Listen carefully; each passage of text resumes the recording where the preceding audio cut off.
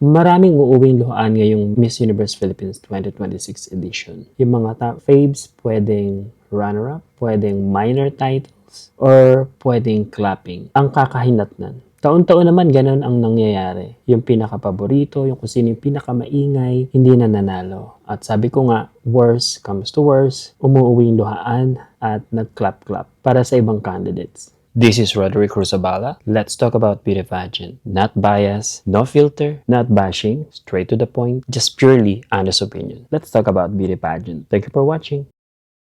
Marami at taon-taon marami ang nag-aaway ng mga fans para ipagtanggol ng kanilang mga bets. Ang tanong, sino ba ang talagang deserving na manalo ng Miss Universe Philippines 2026? At sino ang pinakakarapat dapat at talagang deserving na maging Miss Universe Philippines 2026? Aaminin ko sa inyo kahit na gusto kong makakita ng pure Pinay na ganda na morena, the typical Filipino beauty, hindi sila ganun ka-ready internationally. Potential, yes, meron silang potential. Although, yun nga lang, sasabihin nila is hindi ganun katangkad, meron namang matangkad, pero hindi ganun kagaling sa pasarela, hindi ganun kagaling sa Q&A o communication skills per se. So, hindi natin masisisi yung iba na talagang pumabor sa mga half-breed. Pero ako iba yung pananaw ko pagdating sa beauty pageant. I don't just go for pure Pinay, I don't just go for half-breed, I weigh everything. Of course, I am not Osman Sosa. I am not a pageant expert who is going to be the best, who is the best, and who we need to send. But this video, of course, in every video, I only share my insight, my opinion. Na para sa akin, feeling ko, karapat-dapat. And in this video, this is my final and personal favorites para sa Miss Universe Philippines 2026. I am going to share first my insights. We're going to talk about the face card, the body, the potential, the biggest asset, the downfall, the possible placement, and everything. This is Roderick Cruzabala. Let's talk about beauty pageant. Not bias, no filter, not bashing, straight to the point, just purely honest opinion. Let's talk about beauty pageant. Thank you for watching.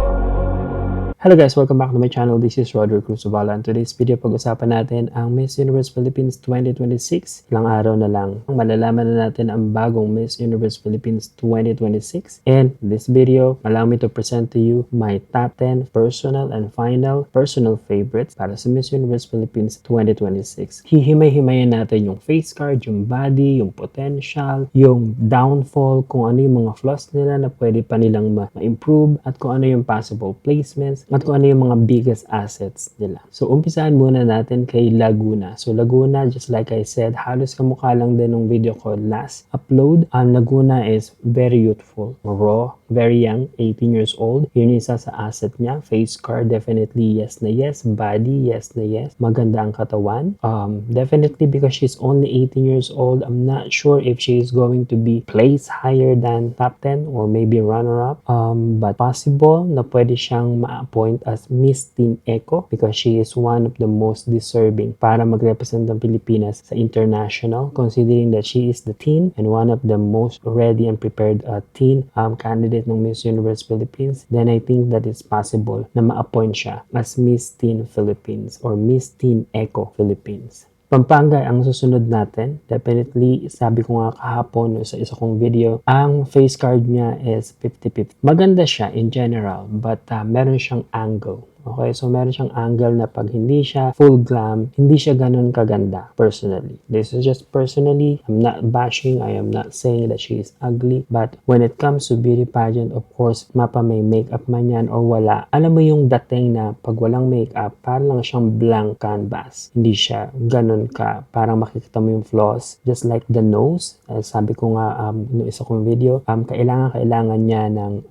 contour sa nose. Hindi pangit yung ilong, but there's something na hindi ganun kaganda. Kung talaga ikukumpara mo sa ibang lahi o ibang lahi, especially sa mga international na talagang makikita mo super contour, super talagang prepared, enhance yung facial feature. So 50-50 para sa kanyang face card. Body, 50-50 pa rin. Okay, so she is actually one of the tallest and it's gonna be one of her biggest asset, yung height. Gaya nga nasabi ko before o no isa kong video, matangkad siya but hindi siya proper proportion. The legs definitely is something that we cannot fix because that is something na hindi mo siya pwedeng i-surgery or something. Alam mo yung para siyang mabigat and hindi siya straight. Ang pinaka-fantasy ko sa legs is parang yung mahaba na straight. Yung kasi yung downfall niya, yung legs niya hindi ganun ka straight, hindi din ganun ka fit. Alam mo yung kulang siya sa toning. I'm not saying that she is fat because hindi naman siya talaga mataba, but I think that proportion wise hindi siya ganun ka proportion. Sayang lang kasi super matangkad siya, but siguro kung nagkaroon siya ng mas mahaba at mas slim toned na legs, especially yung torso niya, yung waist hindi ganun kaliit. I'm not saying na kailangan niya maging 20-inch yung waistline, but hindi siya proportion tingnan. Mukha siyang mabigat maglakad. I think that yun yung isa sa kailangan niyang i-improve, but definitely overall kung makikita mo siya sa malayuan, full glam, she has the X factor, but definitely there's something that she can still fix. But Miss Universe, I'm not sure if she is going to be Miss Universe Philippines. Possible na maging runner-up siya, possible din na siguro mas maging charm. Yun lang yung nakikita ko kay Pampanga. Next natin is Sultan Kudarat. So just like I said before, Sultan Kudarat is super raw. I just like na raw siya, na super talagang parang naturally untouched, beautiful face. Yung body niya is talagang bilugan na mahaba. And the legs, you know, yun yung kulang kay Pampanga. Yung legs ni Sultan Kudarat na mahaba, na slim. I just like na talagang chameleon ang beauty ni Sultan Kudarat. The communication skills is very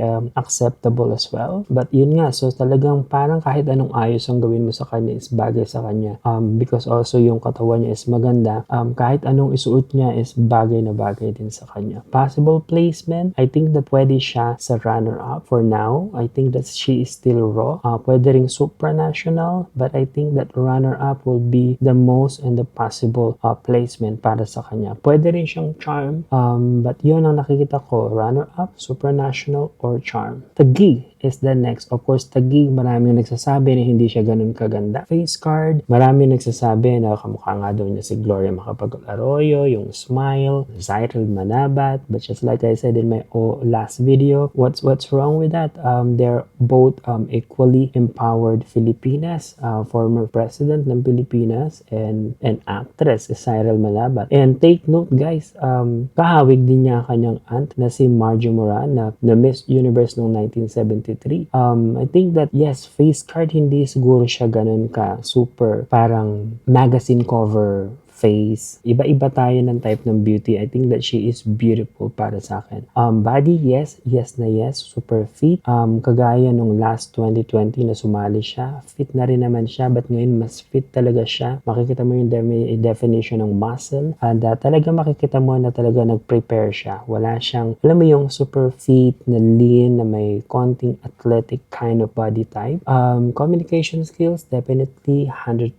Ready siya. Ang gusto ko sa kanya is talagang self-assured siya. Pagkausap mo siya or talagang nakikita mo yung interview niya, talagang sure na sure siyang sumagot. Self-assured siya, confident, eloquence, spontaneous, bubbly din minsan. And the top favorite? No, of course not. She's not the top favorite of many. Sinasabi nga kasi na hindi daw siya ganun kaganda, hindi daw siya ganun katangkad, etc. But take note, she is as the same height as Pia Wurtzbach, even at I think 1 inch taller.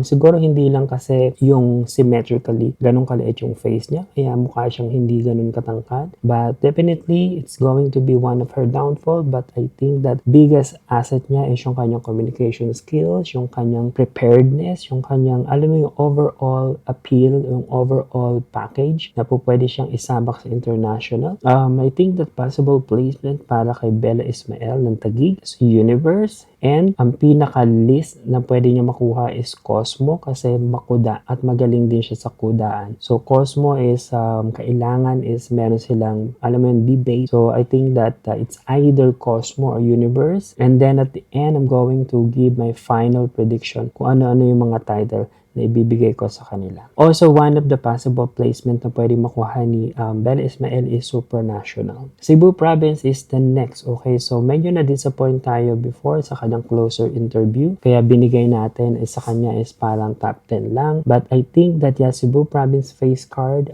just really love the angelic face na talagang super parang friendly ng face niya, super nag-smile siya palagi.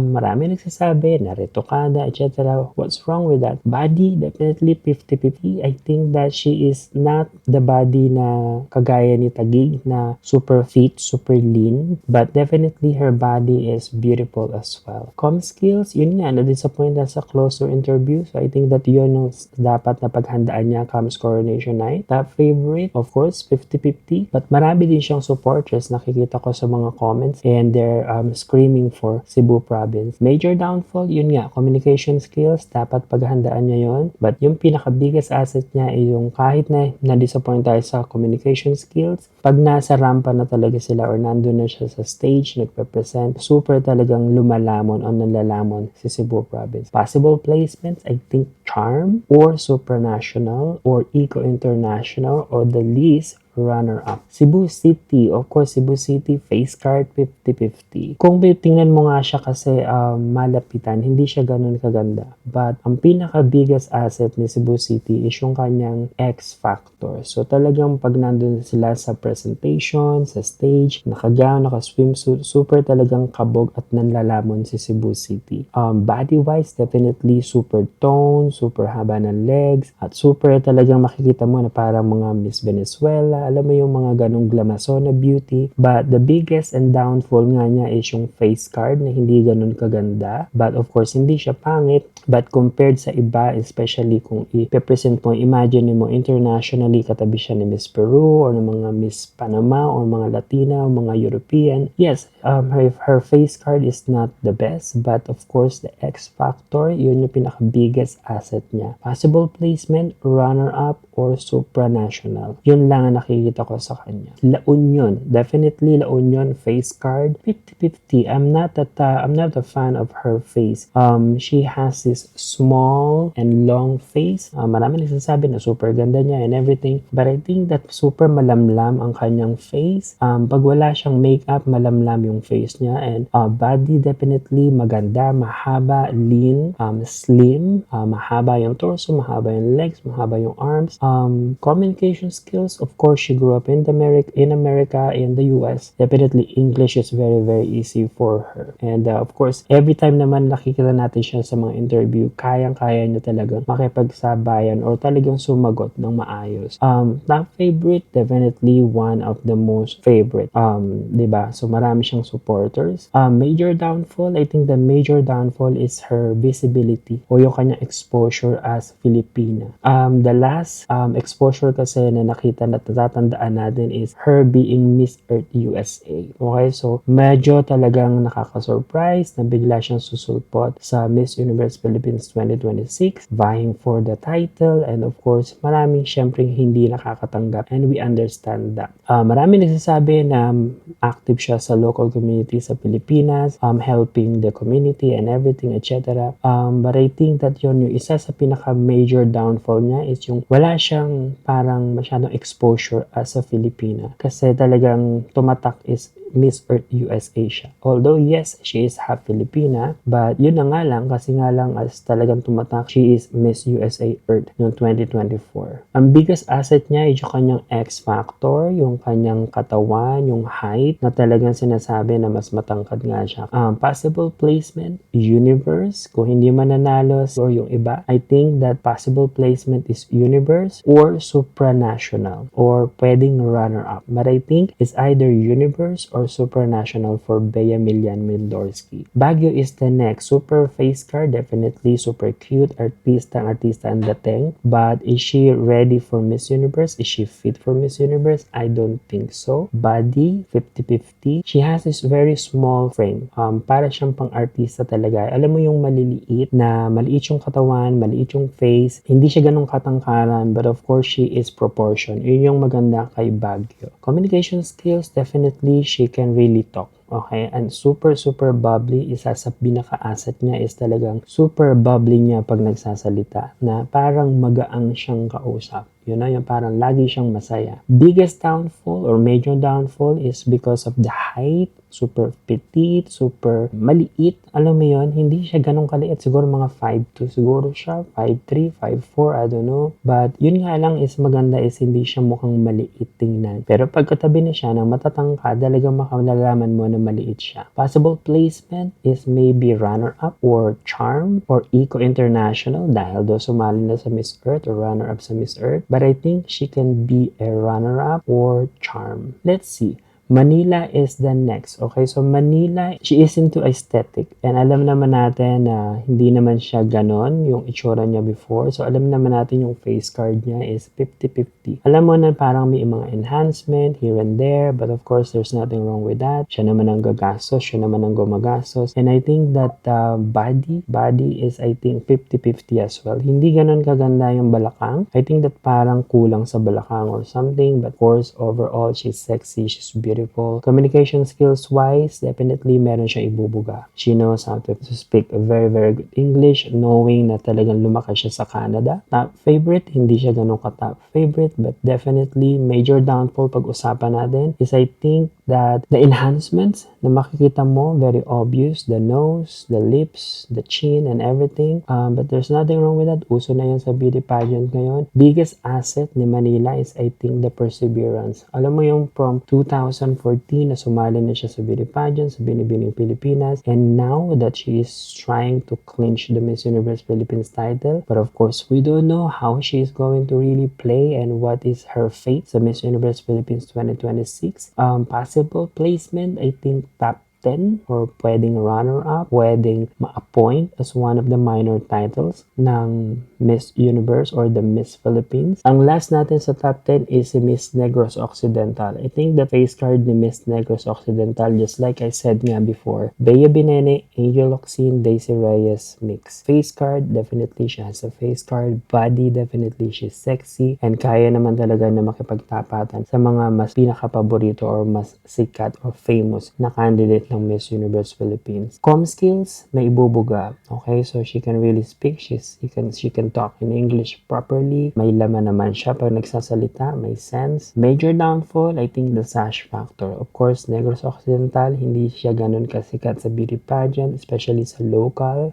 But of course, talking about her as the candidate, she has a quality. She has the beauty of the face, the body, you know. I think that the biggest asset niya is yung supporters niya. Nakita mo naman, nakasama siya sa Maya top 10 most voted candidate. So I think that possible placement for Negros Occidental could be top 10 or pwedeng ma-appoint sa ibang mga titles na ipapamigay ng the Miss Philippines. Just take note lang guys, ang mga ibang titles ay pinapamigay after the actual coronation ng Miss Universe Philippines. Okay? So first is i-announce muna kung sino yung Miss Universe Philippines 2026 and backstage or parang after ng coronation mismo ng Miss Universe Philippines, doon ina-announce yung mga titles like Miss Eco Philippines, Miss Teen Eco Philippines, Miss Supranational Philippines, ano pa ba, Miss Charm, Miss Cosmo, and yon. So I think that based sa mga naririnig ko before is parang kinakausap sila kung sino yung mga interesado in case hindi sila yung mananalong Miss Universe Philippines at saka runner-up. Okay? So, yung runners-up is separate sa mga i-announce na iba-ibang titles. So, parang yung top 10 is meron sila mga chance to be the Miss Universe Philippines, runners-up, and yung mga iba't ibang title from the Miss Philippines. Just like yung mga sinabi ko na Cosmo, Charm, Eco, and Supranational, etc. Then, para sa bubbling ups natin, definitely Nueva Vizcaya. Okay? Just like I said, para siyang may pagka-old school Filipino beauty, just like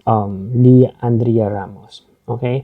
Tarlac, medyo disappointed tayo kasi yung kanyang communication skills hindi ganun kaganda, although talagang barbihan, manikang Pinay ang beauty, but yun nga lang. So I think that also the how do you call it, how she present herself, na kulang pa siya. Kailangan pa niya maging mas natural, na to super parang confident. The transition from fierce to sweet, alam mo yun, Muntinlupa. Muntinlupa is talagang pang-model yung katawan. Maganda yung face, but the katawan is hindi niya kayang makipagsabayan sa may mga mas magagandang katawan internationally. So because pagpipili tayo guys, dapat is talagang imagine natin international. Hindi yung kung sino lang yung maganda sa local. I think that maganda ang face, maganda ang communication skills, but the body is for model. So she was a Miss Asia's Next Top Model first runner-up nung something, 2000 something. Last is Nueva Ecija. Nueva Ecija is talagang matangkad, but yun nga lang, communication skills okay din, but yun nga lang, kulang pa rin siya sa preparation. The walk, the pasarela is super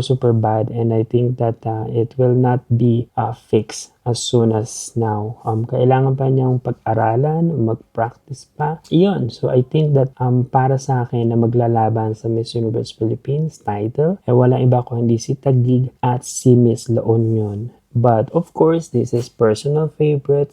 Sino ba yung talagang pinaka-paborito ko sa Miss Universe Philippines title? Walang iba ko hindi ang babae na talagang may ibubuga sa kudaan, confident, self-assured, super tone ng katawan, hindi siya ganun katangkad, hindi siya ganun ka-super beautiful per se, dahil iba-iba tayo ng type ng beauty. I think that Bella Ismael or Isabella Ismael is my Miss Universe Philippines 2026. Itataga ko to sa bato. This is my favorite. I am not going to bet. Okay? I'm not saying I'm going to win if she wins. She is my favorite dahil nakikita ko na nandun siya. Na talagang gustong-gusto niya, naghanda siya. Lahat ng aspeto ng pageant, makikita mo na talaga nag-excel siya. The swimsuit, the evening gown, alam mo yung ang dami nilang mga salihan ng mga swimsuit show. Talaga makikita mo na super ready siya. The interview, the communication skills. So, Isabella Rojas Ismael is my Miss Universe Philippines 2026. And para sa akin,